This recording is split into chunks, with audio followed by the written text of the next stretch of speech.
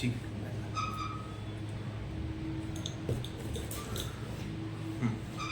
तो आज का जो वीडियो होने वाला है वो होने वाला है कि भाई कि कौन से क्लिनिक के सेटअप में कितने पैसे लगते हैं, क्या क्या आइडियाज़ लगते हैं और कैसे क्लिनिक सेटअप किया जाता है, और क्लिनिक सेटअप में एग्जैक्टली क्या क्या सोचना चाहिए, क्या क्या करना चाहिए, उस बारे में वीडियो होने वाली है। तो इसमें मैं तीनों के बारे में डिस्कस करूंगा। तीनों का मतलब सीधी सी बात, जो आयुष डॉक्टर होंगे BAMS वाले उनके बारे में, जनरल फिजिशियन का मतलब MBBS MD के बारे में, MBBS और MD ऐसा, ठीक है ना। और उसके बारे में बात करूंगा BDS के बारे में। तो अभी का जो सबसे पहला टॉपिक है, क्योंकि क्वेश्चंस जो है मेरे को इस बारे में बहुत बार पूछे गए हैं और इसके आंसर्स मैंने नहीं किए हैं अभी तक वीडियो के तरह, कमेंट सेक्शन में भरी कर दिया हो। सबसे पहली बात यह है कि आपका क्लिनिक सेटअप करने का गोल होना चाहिए। गोल का मतलब क्या, कि आपको अपना क्लिनिक सेटअप क्यों करना है, रीज़न होना चाहिए, ठीक है ना। ऐसा नहीं है कि बैठ के बस पैसे कमाने, नहीं, ये रीज़न नहीं होता है क्लिनिक सेटअप का। आपको मार्केट में अपना नाम चाहिए, लोग आपके नाम से पहचाने, आपको खुद का हॉस्पिटल खड़ा करना है, आपको खुद की पॉलीक्लिनिक खड़ी करनी है, आपको या तो फिर 3-4 लोगों को क्लासेस देना है, या फिर आप कोचिंग सेंटर चाहते हो, या फिर नर्सिंग कॉलेज खोलना चाहते हो, या फिर मेडिकल कॉलेज खोलना चाहते हो। एग्जैक्टली आपका ड्रीम क्या है, एग्जैक्टली आप चाहते क्या हो, कि वो क्लिनिक को ग्रो करना किस तरह से, किस डायरेक्शन में ग्रोथ होना चाहिए क्लिनिक का।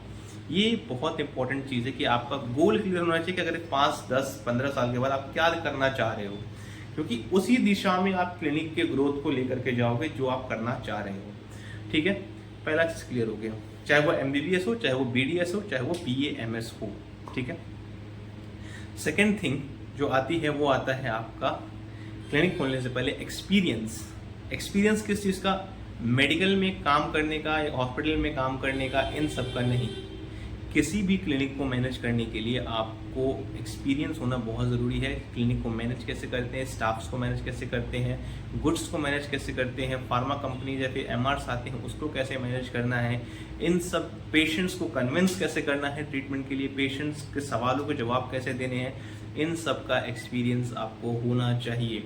ये सब चीज़ें कॉलेज में नहीं सिखाई जाती है। अनफॉर्चुनेटली हमारे कॉलेज में बिजनेस के लिए कुछ भी नहीं सिखाया जाता है, क्योंकि एग्जैक्टली अगर एक डॉक्टर क्लिनिक खोल रहा है तो वो ऑटोमेटिकली एक बिजनेसमैन बन जाता है, ठीक है।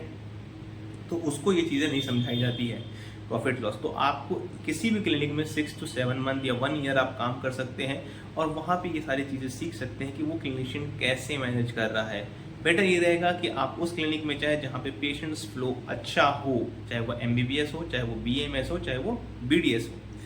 अगर आप BDS हैं तो आपके क्लिनिक का जो खर्चा है, ठीक है ना, वो इस चीज़ पे भी डिपेंड करता है कि आप कौन से एरिया या कौन से व्यक्ति को टारगेट करना चाहते हो, क्योंकि क्लासेस के हिसाब से भी पेशेंट्स होते हैं। फॉर एग्जांपल अगर मैं बोलूँ आपको कि मेदांता हॉस्पिटल है, एग्जांपल के तौर पर लेते हैं, कोई कॉर्पोरेट मत मारना भाई, मेदांता हॉस्पिटल है, क्या उसमें एक बहुत ही लोअर तबके का आदमी बिना आयुष्मान कार्ड या बिना किसी सरकारी हेल्प के वहाँ ट्रीटमेंट करवा सकता है क्या?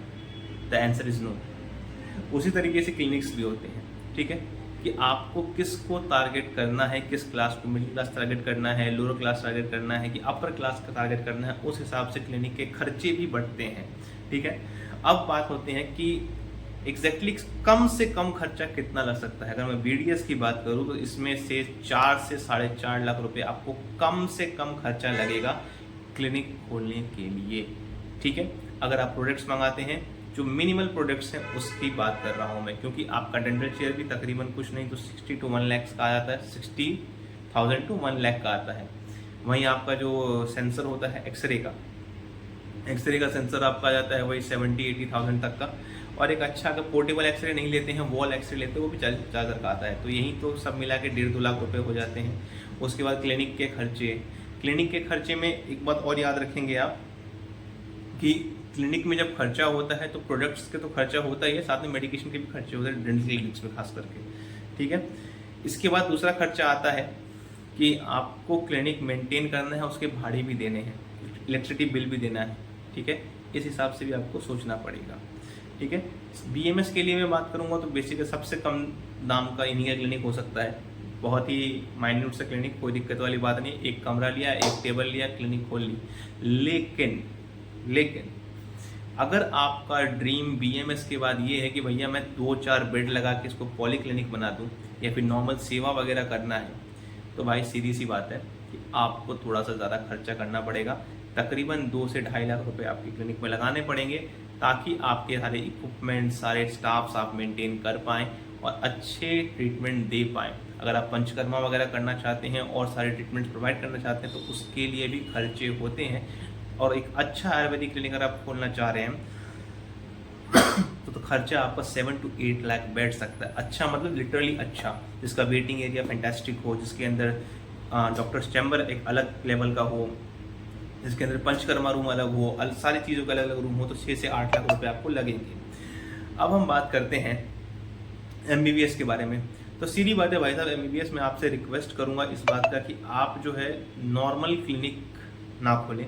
स्टार्टिंग में कुछ साल प्रैक्टिस करनी है तो खोल सकते हैं, लेकिन अगर आप MD कर रहे हैं तो सीधी सी बात है कि कोई भी MBBS वाले का ड्रीम होता है कि वो अपना पॉली क्लिनिक या हॉस्पिटल डाले, तो वो उस हिसाब से अपने क्लिनिक को बिल्डअप करता है। तो मैं स्टार्टिंग की बात करें तो फिर 1.5 से 2 लाख रुपए में आपका नॉर्मल क्लिनिक खुल जाएगा। लेकिन अगर आप चाहते हैं एक अच्छा क्लिनिक खोले जहाँ पे पॉली क्लिनिक टाइप से हो, तो फिर आपको कुछ नहीं तो 10 से 12 लाख रुपए लग जाते हैं। उसमें 10-12 बेड भी मिल जाएंगे आपको, एक नॉर्मल छोटा सा हॉस्पिटल की तरह होगा, तो आप उसको खोल सकते हैं। मिनिमम खर्चा जो BDS वाले का है वो 4.5 लाख, मैक्सिमम खर्चा जो है वो है 20-25 लाख भी लगा सकते हो। मैक्सिमम का कोई अंतर नहीं है, चाहे वो MBBS हो, चाहे BDS हो या BMS हो, ठीक है ना। आप बात करते हैं कि एग्जैक्टली जो एक्स्ट्रा खर्चे क्या होते हैं। आपको एक स्टाफ रखना पड़ेगा, चाहे वो नर्सिंग स्टाफ रखें या फिर आप रिसेप्शनिस्ट रखें, उसका खर्चा। इलेक्ट्रिसिटी बिल्स हो सकते हैं, आपके जो डॉक्यूमेंटेशंस होंगे क्लिनिक को लेकर, रजिस्ट्रेशन वगैरह होता है, और भी बहुत सारी चीज़ें होती है, ड्रग्स के होते हैं रजिस्ट्रेशंस, और उसके बाद फिर आपका जो वेस्टेज होता है मेडिकल वेस्ट, उसके लिए होते हैं। तो ये सब खर्चा भी एक्स्ट्रा हो जाता है आपका, ये भी आपको देना है। रेंट भी देना है, अगर खुद का है तो बहुत बढ़िया बात, नहीं तो आपको रेंट भी देना पड़ेगा। तो ये सब चीज़ें अपने दिमाग में ले करके चलेंगे कि भैया क्लिनिक खोलने से पहले हमको ये सब देखना है। दूसरी बात ये आती है कि आपको एरिया सिलेक्शन आना चाहिए। फॉर एग्जांपल किसी गली के अंदर क्लिनिक खोल लिया, फिर बोला कि नहीं चलेगा, ऐसा नहीं होता है। आपको एक अच्छा एरिया सिलेक्ट करना पड़ेगा जहाँ पे आपको क्लिनिक दिखे एंड क्लिनिक बेटर चले भी, क्योंकि जो दिखेगा वहीं पेशेंट आएंगे, जो नहीं दिखेगा वहाँ पेशेंट जाएंगे ही क्यों। ट्रीटमेंट करवाना नहीं करवाना अंदर आने के बाद की बात है, पहले अंदर फुटफॉल आना चाहिए, ठीक है ना, चाहे वो कोई भी क्लिनिक हो।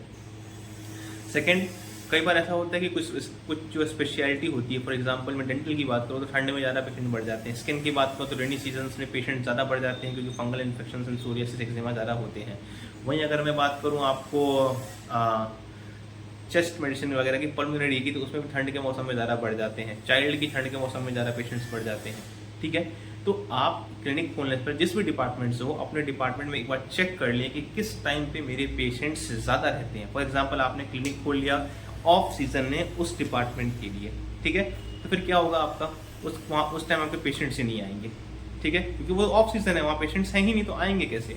लेकिन आपने किसी ऑन सीजन में खोजा, फॉर एग्जांपल एक डर्मेटोलॉजिस्ट ने खोला है रेनी सीजन में, तो स्टार्टिंग में कुछ पेशेंट तो आएंगे, फर्स्ट सेकंड मंथ में। एक ठंड में आपने क्लिनिक खोला है डेंटल का, कुछ पेशेंट तो आएंगे ना भाई, तो इस हिसाब से आपका नाम होगा, ठीक है।